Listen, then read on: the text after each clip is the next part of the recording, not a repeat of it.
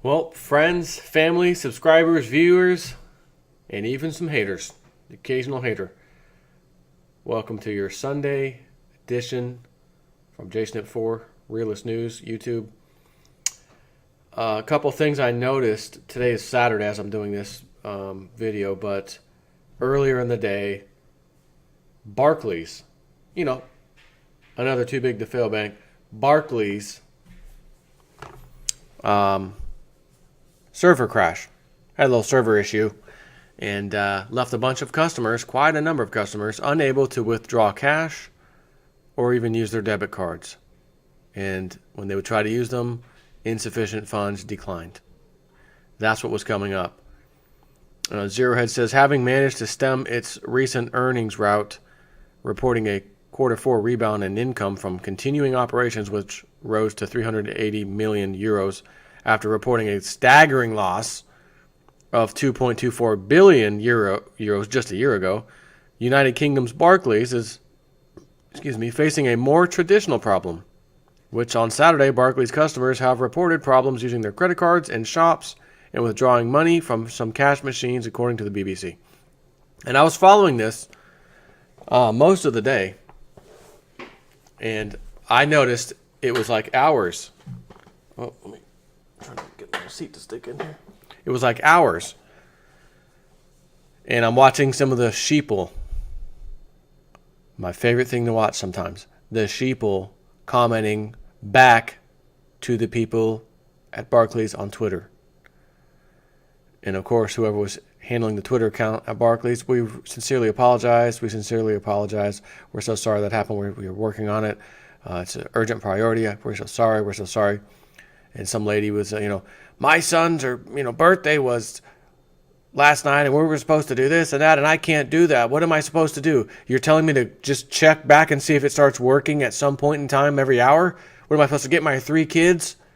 Get them all put in the car, drive down the street, check the ATM. Is the cash working yet? Nope. Go back home.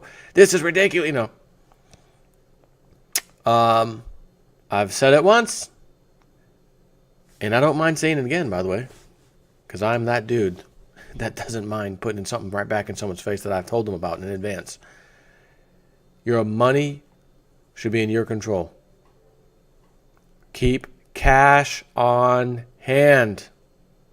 Listen, maybe you've got, I'm just going to say $20,000, $25,000 in the bank.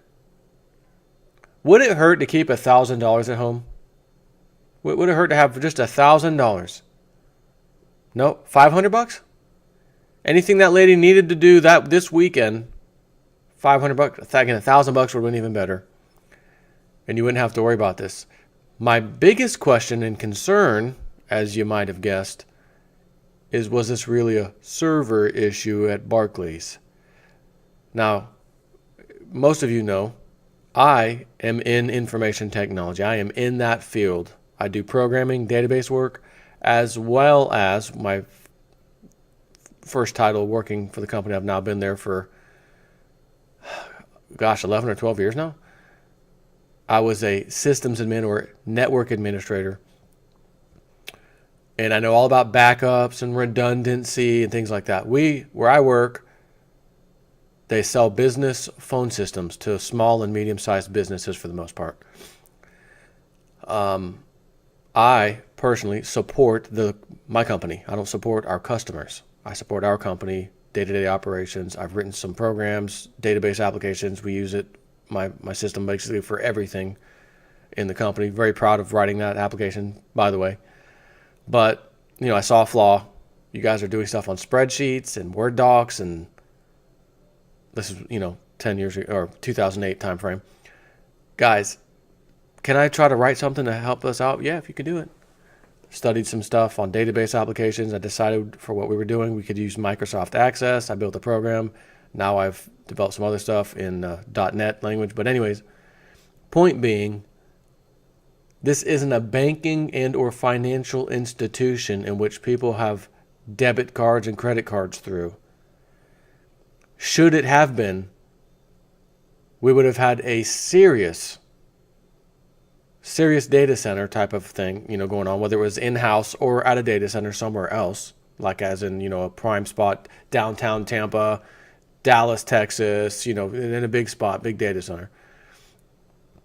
And by God, we're going to have some serious redundancy, clustering, failover, everything. So when I, as an IT person who understands these systems, sees that a gigantic multi-billion-dollar bank, too big to fail, named Barclays in this case, says they had some server issues that knocked this down, server problems. Again, what about your redundancy? You don't have one database server handling everything. You've got redundant, high availability, redundant systems, clustering. Cluster. What is a cluster? A cluster is more than one server that work on the same thing, essentially. You could split a load potentially between a cluster or two servers within a cluster, or 3 servers or 4 servers or 5 servers or whatever. If one server goes down, nothing really changes. No one even knows it happened. The rest of the systems pick up. The load balancer in front of that distributes the load where it needs to go. Oh, you're down, no problem. You're not going to get any more data coming to you, etc. This is a large bank. Are you going to sit here and tell me glitch? Remember that one? When's the last time we got to hear that again? Glitch, server problem. Yeah, okay. And the default response was funds not available, apparently, from what I was reading. Insufficient funds. Insufficient funds. And that's what some tweets I was reading, by the way. This is not me guessing. Insufficient funds. Declined. Now, I will say I don't know what other error codes you might receive should they need to just stop the transactions. Like, do you just take your card in and it just says, the system's down? Or is there only one error code, and the error code is insufficient funds? I'm going to have to say no. There's no way that's the only error code. So if people are getting that error code while this glitch was happening, I'm wondering, does Barclays have the money? Is your money gone somehow? And they weren't able to transfer it from this branch to that branch in time, and whatever UK plant, the UK branch versus the US branch, or this branch, we got to move some money around. Have you ever tried to go to the bank and just take out a few $1,000s? The last time I did that was years and years and years ago. And it was difficult then. I wanted to take out back then $10,000, $11,000, something like that. And I said, I'm going to keep this in my safe. I'm pulling this out. And I kept it out for a while, and then ultimately used the cash for some certain things. But it was like pulling teeth. Oh yeah, I could probably give you like $3,000 if you want to hold for a minute. I was in the branch. If you want to hang on for a minute, I could. Let me call one. There's 2 other branches kind of close by. Let me call them and see if I can what they've got. She comes back. Well, you can get 3 from us today. You could get another 2,500, I think she said, at another branch. I said, no, listen. And she said, or we can schedule a day next week, maybe Tuesday or Wednesday, where I know how much you want out. I'll make sure we put in an order for that amount of cash for you. I said, yeah, I think we'll just do that. I'm not going to bounce around to 3 or 4 different locations to get most of it, but not, you know what I mean? Like, I can wait. I don't need this money right this second. And I'll tell you, when Tuesday came, it was there. I went to one branch and the money was there. But why is it so difficult? And the whole time I'm thinking in my head, I'm just one guy. 10, 11K is not like this enormous amount of money. I'm one guy, one person. How many customers are at this branch? How many customers go to the other branch you called that only had 2,500? And what about the third branch that I didn't even hear about? I didn't even care about that one. You're telling me you don't have that kind of cash on hand? This is years ago again. Years ago. I wonder what it's like today. It's no wonder why they want to go to a digital, online only system, digital currency. However, if the banks don't got the money, they've been gambling again and lost some bets digitally this time, which is how they lost it last time. I mean, these banks, when they bet on the markets and bonds and everything, they're not moving cash around per se. It's just digital numbers in their system that's being moved around. And they made a big bad bet. Oh, that was wrong. And the digital money got wiped out. In the case in point, MF Global. You can still get wiped out. So the smart ones of us, you and I'm going to get my cash out of the system. How do you get digital numbers out of a digital system? Assuming we go into the New World Order system with all digital crap, right? You don't. You can't say, oh, I'm just going to take my money out and stuff it in the safe or under the mattress or whatever, stuff it on the mattress, put it in the safe. What are you going to do? You can't take it. You can't do anything with it. Oh, my friends, you may not have thought of this one. Maybe you did. You could buy some precious metals with your cash and store those metals at home, even in the digital one world order type of system. And you hang on to the precious metal at your house, and should anything happen, you still got your precious metals. You can sell them, barter, whatever you may have to do. Now, if your particular currency is in deep trouble, again, you can sell it because inflation would be massive as far as the price of gold goes versus your deflating currency, devaluing currency. You would sell that for more of your devaluing currency. Except you'd get a lot of your currency. If you didn't like that, you sell it for another currency if you want to. So that is one way around it. Another story I want to talk about. When's the last time you heard about JCPenney's? It's been a little while. I'll admit. I haven't had to mention JCPenney's. And if I'm to be honest, I feel like maybe 8, 9, 10 months ago, maybe-ish. Could be up to a year ago. That's another walking dead man, unfortunately.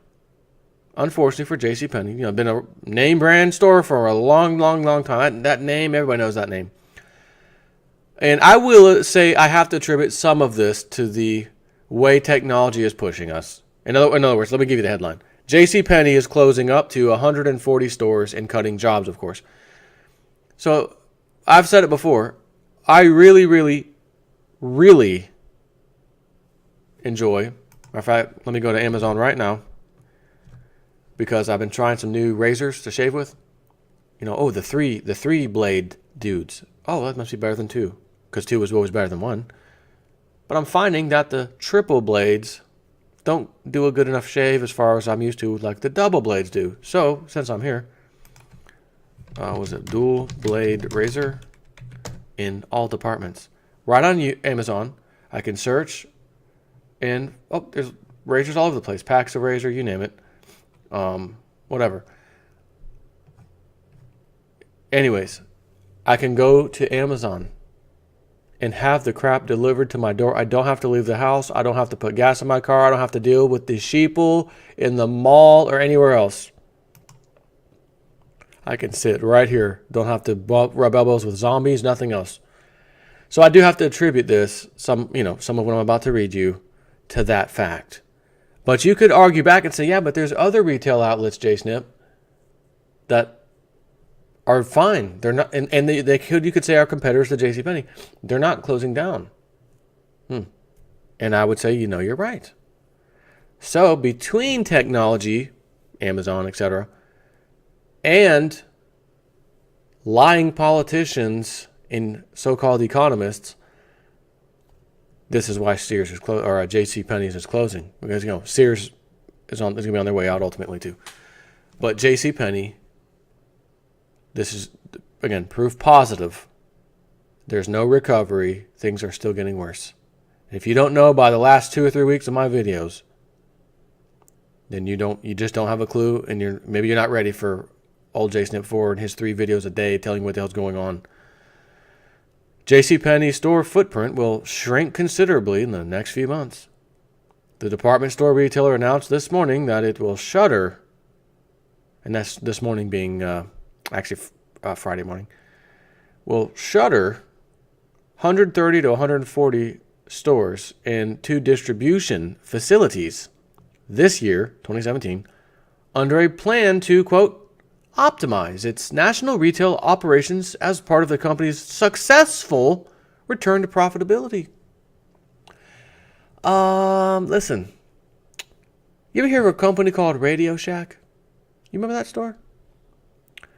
I think they did something similar. We're going to close a few stores to be more profitable again. We're going to keep our good stores. And I'm trying to think. Maybe I can do a quick search for you. How many Radio Shack stores are... Oh, thanks, Google. Google, I knew what I was going to ask. Are left as of 2015, which 2 years ago. After Radio Shack dies, there will still be 1,000 unchanged Radio Shacks. The future of Radio Shack's franchisees is clouded, but there's nothing stopping them, for now, from carrying on the storied name. So what this is suggesting, yes, Radio Shack filed for bankruptcy in a move that has been long coming. No, that doesn't mean the Radio Shack brand will be swept from great American corporate landscape. In fact, more than 1,000 franchise stores locations will be virtually untouched by the grim news. But again, this was from February of 2015. And I'm curious, as I always am, wanting to find that data. Well, a year later, 2016, March, what happened to Radio Shack? New updates released. With rapid growths in technology and gadgets, it's no wonder various brick and mortar technology stores are thrown into a frenzy of competition with their competitors in order to stay in business, yada yada yada. With a wide selection of TVs, yada yada yada. Trying to find the data. For the sake of simplicity and ease of, let's start at the dawn of Radio Shack, yada yada. I don't want it the dawn. Just give me the data. Radio Shack in the 2000s, stores started closing.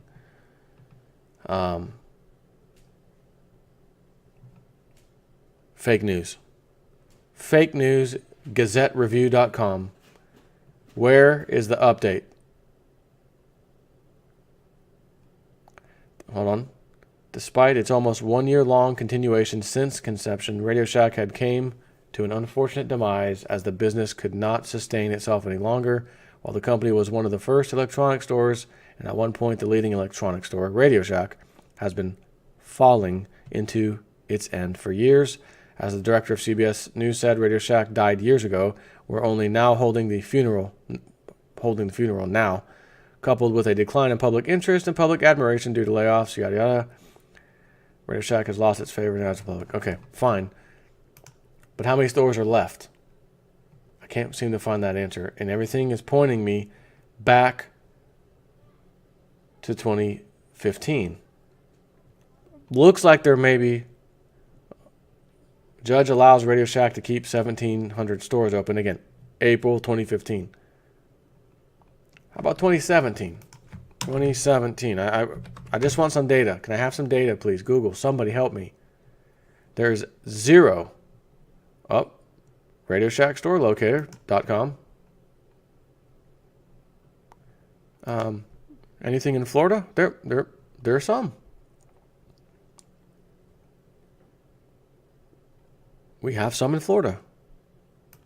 Temple Terrace, okay, yeah. Remember that? Tampa, Ruskin, another Tampa. There's a few of these things surviving. But the point of me telling you that was, I think they also tried to restructure to become more profitable. And it's not working. It didn't work. Yes, these are franchisees trying anything to stay alive.